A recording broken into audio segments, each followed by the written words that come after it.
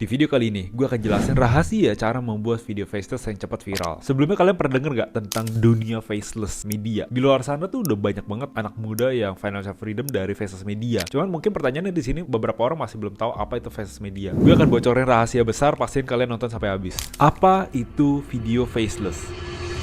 Jadi seperti namanya faceless itu yang artinya konten yang nggak ada wajahnya, nggak ada mukanya. Jadi kita nggak tampil langsung di video atau konten-konten tersebut. Kayak misalkan carousel post yang isinya cuma tulisan doang, atau misalkan video-video voice over yang diisi dengan b-roll, atau misalkan video animasi itu kan nggak ada sosoknya, nggak ada wajahnya gitu. Atau video-video yang POV cuma nunjukin ke depan tapi dia nggak nunjukin ke kreatornya. Nah, kenapa tren faceless media ini bisa viral? Yang pertama itu privacy. Karena di zaman sekarang ini kan maksudnya nggak semua orang tuh bisa tampil ya. Tampil itu butuh keberanian. Beda loh ngomong sama kamera sama ngomong sama orang tuh beda banget. Ngomong sama orang tuh gampang karena biasanya ada interaksi gitu kan, ada timbal balik gitu. Sedangkan kalau kita ngomong kamera kan kita kayak ngomong sendiri, monolog dah. Itu biasanya jauh lebih susah. Yang kedua, audiens itu di faceless media mereka fokus pada isi kontennya, bukan ke penampilan orangnya gitu loh. Jadi kalau memang isi kontennya itu bagus, channel itu bisa viral dengan lebih cepat. Yang ketiga, konten faceless media yang bisa viral itu adalah konten storytelling atau yang relate dengan audiensnya. Dan yang keempat, yang paling gue suka dari dunia faceless ini adalah lebih cepat. Kalau misalnya kita mau bikin konten ya, misalnya kita tampil di depan kamera begini, kita harus siap-siap dulu, kita siapin kamera dan sebagainya lah. Kita juga harus perhatiin penampilan gitu kan, nggak bisa yang kayak asal-asal kayak pakai baju tidur gitu, itu nggak bisa. Karena mau gimana pun ketika lu tampil di depan kamera, yang orang lihat adalah penampilan diri lu gitu kan. Nah, sedangkan di faceless media karena kita nggak perlu tampil, jadi kita nggak perlu pusingin soal penampilan. Dan dengan kita nggak pusingin soal penampilan aja, itu kita udah menghemat banyak waktu, yang mana waktunya tadi itu bisa kita pakai misalkan untuk kita bikin skrip atau mikirin hal-hal lain justru bisa bikin kita jadi lebih produktif. Gue udah praktekin sendiri ya, ketika dulu gue harus bikin konten yang tampil muka selalu, itu kayak mungkin sehari cuman bisa bikin satu konten gitu loh. Tapi ketika mencoba dunia faceless ini ya, itu dalam sehari bahkan gue bisa posting sehari 4 kali. Kalau gue punya 2 media, gue bisa posting sehari 8 kali. Dari segi kecepatannya itu di atas rata-rata. Dan salah satu kelebihan dari faceless media ini adalah gue bisa delegasi ke orang lain. Gue bikin sebuah sistem, gue bikinin SOP-nya gini, nanti bisa orang lain yang ngerjain gitu. Jadi dengan begini ya, faceless media ini bukan cuma sekedar branding aja, tapi faceless media ini bisa jadi sebuah bisnis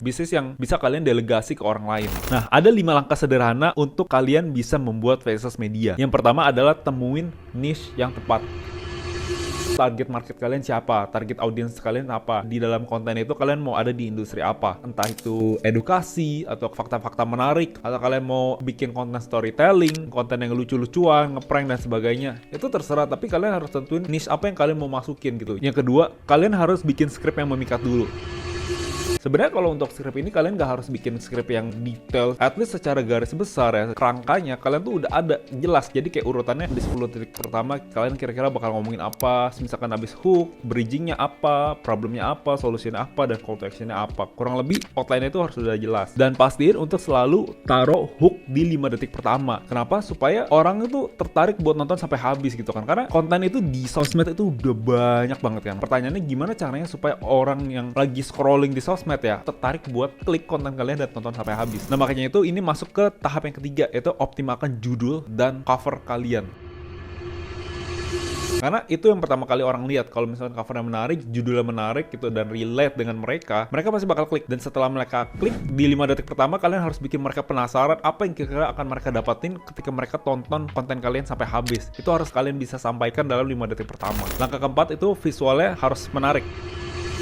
Selain kalian punya storytelling yang menarik, dalam setiap video kalian itu kalau bisa visualnya tuh harus relate. Misalkan kalian bikin konten yang voice over, kalian kan harus pasang visual atau b-roll. Contoh misalkan kalian bikin konten storytelling yang isinya, aduh gue udah capek setiap hari harus macet-macetan ke kantor. Untuk visual ya, kalian carilah visual yang menggambarkan tentang situasi lagi macet di jalan. Dengan b-roll seperti itu, kalau misalkan itu relate dengan storytellingnya, itu akan semakin kena ke audience dan mereka akan semakin tertarik buat nonton sampai habis. Langkah kelima yang terakhir adalah musik. Musik itu bisa mempengaruhi mood seseorang. Konten-konten yang biasanya bisa membuat orang tertarik untuk nonton sampai habis, itu biasanya adalah konten-konten yang bisa mempengaruhi emosinya mereka. Tapi sebenarnya emosi ini nggak cuman kalian bisa terapin di 5 detik pertama aja. Itu bisa kalian terapin di sepanjang konten kalian gitu. Tergantung konteksnya kalian lagi bahas apa. Misalkan kalian pengen dalam semenit pertama audiens kalian tuh ngerasa sedih, ya udah kalian tampilin lagu-lagu sedih gitu loh. Kalau misalkan kalian lagi bahas storytelling soal sesuatu yang inspiratif, cari lagu background yang inspiratif gitu. Itu bisa bisa mempengaruhi emosi mereka. Selanjutnya gue bakal bahas bonus rahasia tips yang jarang diomongin orang lain. Tipsnya adalah pakai AI untuk mempercepat prosesnya. Ada 3 tools yang bisa kalian pakai untuk bikin konten versus media ini. Yang pertama itu andalan gue adalah ChatGPT. Nah, ChatGPT ini fungsinya adalah untuk bikin script, bantu bikinin kerangka, untuk kasih kalian ide, kasih kalian data-data tentang problem apa yang sedang dialami oleh masyarakat, untuk bantu kasih kalian feedback tentang konten yang udah kalian bikin. Sekarang tuh udah gampang banget ya dengan zaman AI ini, apalagi ada ChatGPT tuh kerjaan kalian bisa jadi semakin lebih cepat. Yang kedua adalah kalian bisa pakai tools seperti Eleven Labs. Kalau misalkan kalian malu untuk pakai suara kalian sendiri, kalian bisa pakai suara dari tools voice over gitu. Ada macam-macam, ada suara cowok, ada suara cewek, ada suara yang berat, ada yang ringan. Itu kalian tinggal pilih aja sesuai dengan karakter yang kalian pengen. Yang ketiga adalah untuk bikin visual, itu kalian bisa pakai tools Canva. Itu udah gampang banget bikin desain thumbnail pakai Canva. Bahkan kalau misalkan kalian nggak bisa desain pun, itu kalian bisa pakai template aja yang udah ada di sana. Jadi kalian tinggal cepet pasang aja. Nah, untuk strategi postingnya, kalau misalkan kalian mau bikin faceless media, misalkan di Instagram atau TikTok atau di short video ya, coba kalian terapin strategi konten brutal. Jadi kalian dalam sehari itu ngepost 3-4